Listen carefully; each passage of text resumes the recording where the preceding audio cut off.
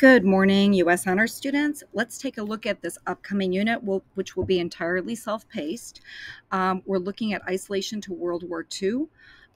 Here is the syllabus. If you take a look at the syllabus, it tells you the content of the entire unit. It is your responsibility to read through here so you understand what it is that you need to know before the end of the unit. In the pacing guide, which is also linked on Schoology, we see that we have this homework due today, which was assigned last week.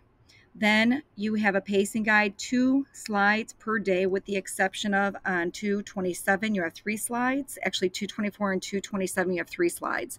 So if it's too much to get done in class, that becomes homework. And then on 228, we're going to wrap up the unit. I'll go through the slides with you real quick in the topics. And then on 3.1, it is SAT day. You do not have to come into the building, but you do need to review on your own. Again, this pacing guide is a suggestion. You can go faster, you can go slower, but everyone is taking the unit test on 3.2. We will check in throughout the week. I'm there to answer questions, as always, on your digital notebooks. So what we have in this unit, and I do have to add something, America and the Holocaust. I will pop that on our pacing guide. I might actually have you do that after the test.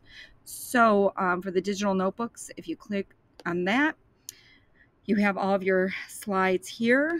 The first slide is mobilizing for defense. The textbook is linked here. You're going to note how each of the following contributed to the war effort in the blue box. For World War II in U.S. history, we are really focusing on the U.S.'s role in World War II and how it looked on the home front. So bear that in mind. We're not going to go through everything in detail that happened in Europe. Mostly we're looking at the U.S.'s role. So then we're going to look at America moves towards war.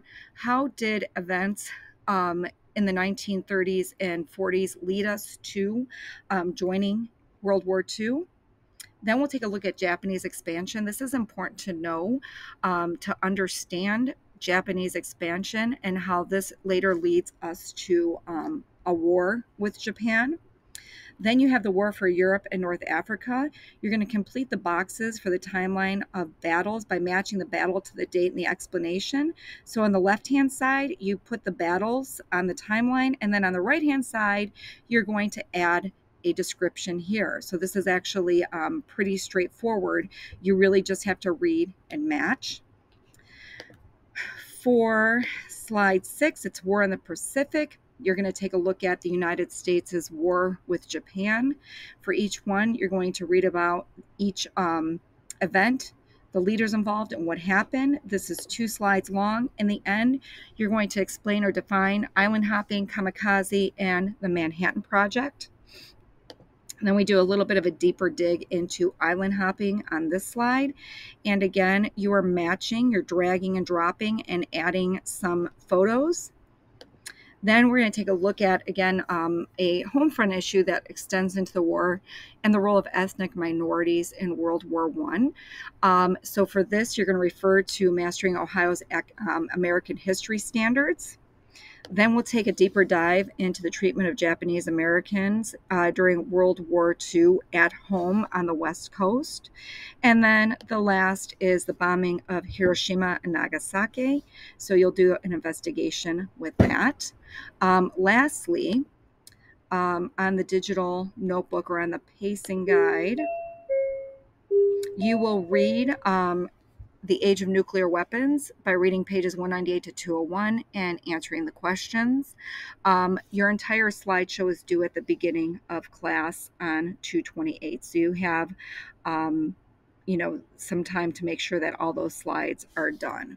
And the unit test, and after that, I'm going to add Ed Puzzle America, and the Holocaust. Okay, very good. So good luck, and I will see you in class.